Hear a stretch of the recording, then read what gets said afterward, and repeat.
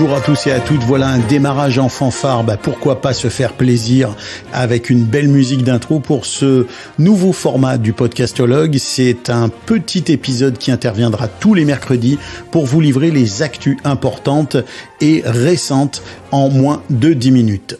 Alors je commence tout de suite avec un mini compte-rendu des journées audio de Radio-Canada qui se sont déroulées du 16 au 18 mars à Montréal avec une foule de rencontres, des séances d'écoute, des conférences.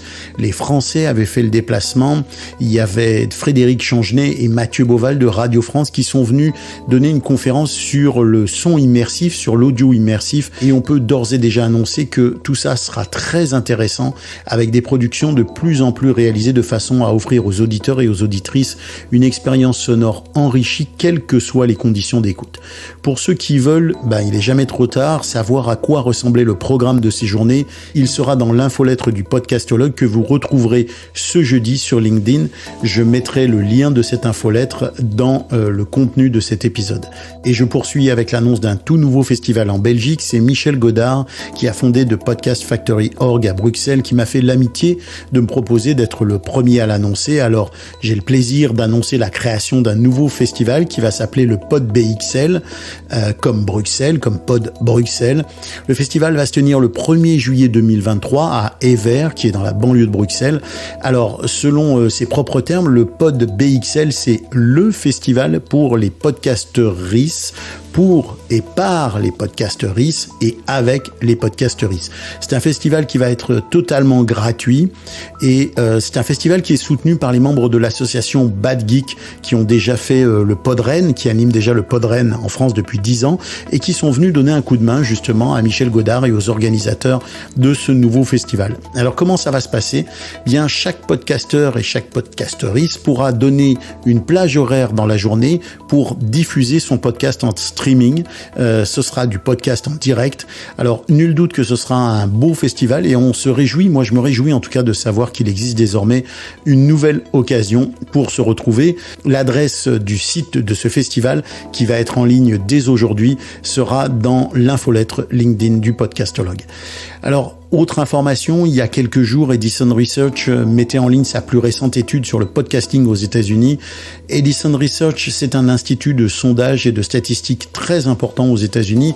Je le précise parce que c'est bien de savoir qui mène les études, compte tenu du fait qu'on sait qu'on a quand même des chiffres qui se ressemblent pas d'une étude à l'autre. Alors, Edison Research, il donne des chiffres pour Amazon, pour Apple, pour Audible, pour Disney, pour Facebook, pour Google. Donc, ce sont des gens sérieux et cette étude, elle est assez connue dans le milieu et les chiffres sont vraiment impressionnants et intéressants. Alors par exemple, 64% des plus de 12 ans aux États-Unis ont déjà écouté un podcast. Pour vous donner un chiffre à mettre en relation avec ce 64%, sachez que en 2015, ce chiffre était de 33%, puis de 44% en 2018. C'est donc une progression fulgurante. On apprend aussi dans cette étude que 55% des 18-34 ans écoutent des podcasts tous les mois, un chiffre qui vient pratiquement égaler celui de la télévision. Ce chiffre se maintient à 51% quand on parle des 35-54 ans, ce qui est déjà un beau score. Dans l'auditoire régulier, c'est-à-dire celui qui écoute du podcast tous les mois, on se rapproche de plus en plus de l'équilibre homme-femme puisqu'on est maintenant à 46% de femmes et 53% d'hommes avec 1% de non-binaires, alors qu'il y a 10 ans encore, le chiffre était de 39% seulement de femmes pour 61% d'hommes. Alors je vous recommande vivement de découvrir ces chiffres par vous-même, mais pour vous donner un dernier point qui est plutôt surprenant, depuis 2015, le temps accordé au podcast par ceux et celles qui l'écoutent régulièrement, il a tout simplement doublé. C'est quand même assez impressionnant. Dans la rubrique matériel, je vous signale la sortie d'un nouveau micro USB de la marque Sennheiser. Il s'appelle Profil USB. Évidemment, c'est assez simple.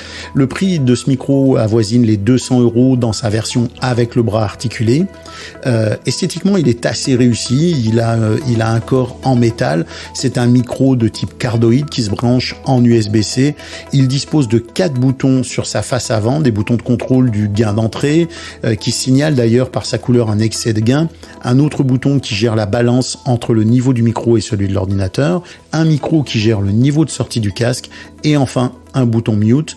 Selon ZDNet, le micro Sennheiser Profil USB offre un son clair et net, même lors d'enregistrement dans des environnements bruyants.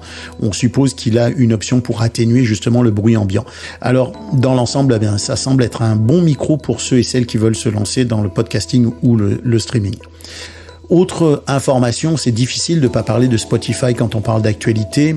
Eh bien, Spotify qui vient de tout juste dépasser la barre des 500 millions d'utilisateurs, c'est évidemment eux qui l'annoncent. Une annonce qui renforce évidemment le poids de cet immense diffuseur de streaming qui conquiert un plus large public de chaque année depuis sa création en 2006. On voit bien que Spotify est en train de grappiller des parts de marché petit à petit à Apple Podcast, et les ambitions de l'entreprise sont vraiment énormes puisqu'il s'agit de viser le milliard d'utilisateurs en 2030. Alors, petite transition maintenant vers quelques articles intéressants à lire cette semaine.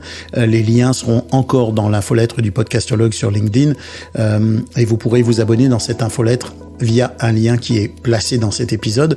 D'abord, le contenu radio diffusé en podcast, donc le replay, est-il vraiment du podcast? C'est la question que pose cet article qui vient d'Australie, un article qui explique que les radios devraient considérer le podcast comme un nouveau terrain de jeu pour du contenu différent de leur éditorial habituel.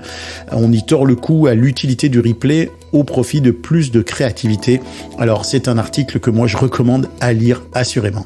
Dans un tout autre registre, un article de la RTS au contenu plutôt original puisqu'il nous parle d'un phénomène surprenant.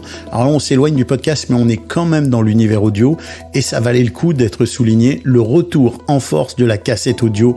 Alors l'objet rétro par excellence. Aux États-Unis, de plus en plus de personnes se tournent à nouveau vers ce support pour écouter de la musique ou enregistrer des albums. L'article aborde différentes explications sur le regain d'intérêt envers la cassette, notamment cette nostalgie qu'on peut avoir à utiliser cet objet qui, pour certains, a accompagné notre jeunesse ou notre adolescence. Alors, le texte souligne aussi l'importance de la cassette dans l'histoire de la musique, notamment pour les genres underground et alternatifs. Les chiffres de vente restent quand même modestes aux États-Unis. On parle de 444 000 ventes de cassettes, alors qu'il s'en vendait des millions dans les années 90. Mais c'est la courbe de progression qui est surtout impressionnante. Une réflexion intéressante sur un phénomène commercial et culturel plutôt surprenant. Enfin, je m'en serais voulu de ne pas vous signaler que les 18, 20 et 21 avril, je donnerai via l'INIS, l'Institut National de l'Image et du Son, qui se trouve à Montréal, une formation de 3 jours sur le balado documentaire. C'est une formation en présentiel, il faut donc être à Montréal ou dans la région pour y participer. Et pour vous inscrire, dépêchez-vous si vous êtes intéressé, il n'y a que 7 places, donc vous pouvez vous inscrire directement sur le site de l'INIS. Enfin, pour terminer, quelques informations sur le contenu du prochain épisode du Podcastologue qui sera en ligne demain, l'épisode avec Bruno et Philippe. Bien, vous y retrouverez Bruno pour nous parler de YouTube qui développe des outils pour les podcasts, mais aussi de Spotify qui non seulement vient de se refaire une beauté, mais qui se renforce avec Spotify for Podcasters, donc Spotify pour les podcasters, dont nous parlera Bruno. Et Philippe nous parlera d'un essai de logiciel tout en un qu'il a fait récemment, donc un logiciel qui permet à la fois d'enregistrer, de monter, de mettre en ligne. Ça s'appelle Vibes et c'est une solution 100% française. Voilà, ce sont quelques-uns des sujets que vous retrouverez dans le Podcastologue demain jeudi.